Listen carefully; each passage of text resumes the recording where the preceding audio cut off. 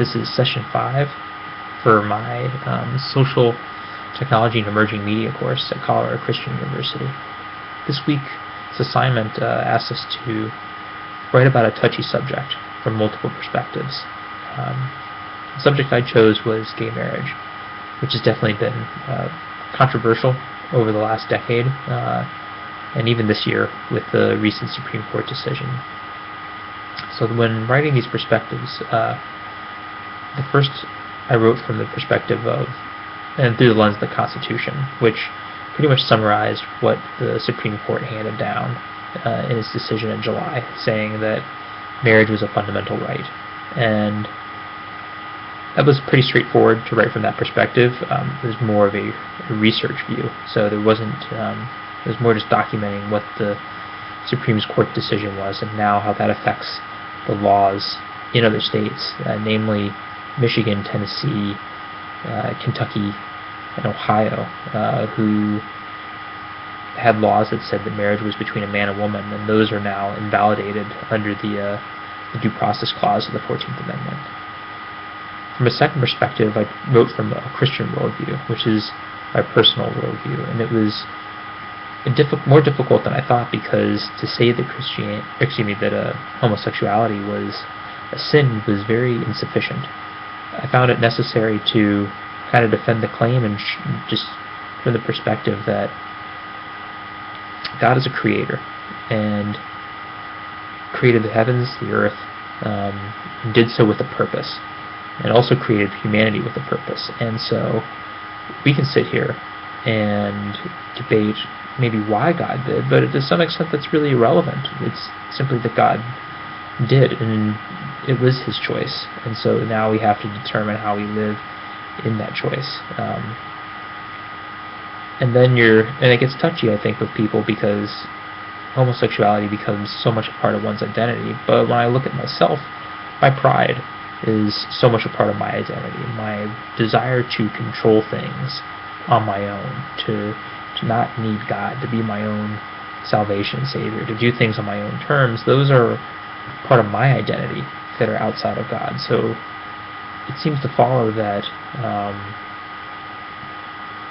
that just like any other sin, homosexuality is one that people have to bring to God in the same way that I have to bring my own shortcomings. And I say this, it's difficult to say, because that it's very hard for a lot of people to hear.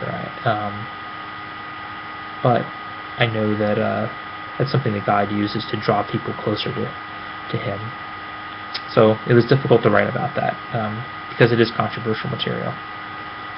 But lastly, I tried to write the third perspective of someone, maybe through the eyes of someone who is homosexual, how they would view gay marriage. And that was really difficult, for no other reason than because I'm not homosexual, and so I can't specifically empathize with that. So, and it would make matters more complicated. I'm a white male heterosexual in the United States, which means that I'm not a minority in any sense of it, the equation. The only time I've ever felt like I was a minority was when I was in Africa, and even then, white privilege was still very prevalent. So I've never really ever felt oppressed in my life, and so to try to grapple with that from a different point of view was difficult. So I had to imagine a new and different world, one where heterosexuality was a sin against a homosexual norm. And then only then could I really kind of get a glimpse. And I don't think I even came close, but maybe just a taste in some perspective of what it would be like to know that the feelings that you have inside of yourself are ones that are considered immoral and an abomination.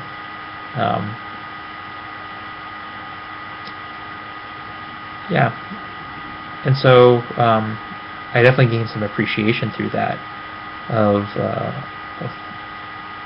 what someone might think and what they would go to. And it's not a pleasant feeling to think, that my wife, who I'm married to, is, to be judged, to be oppressed, because we share love.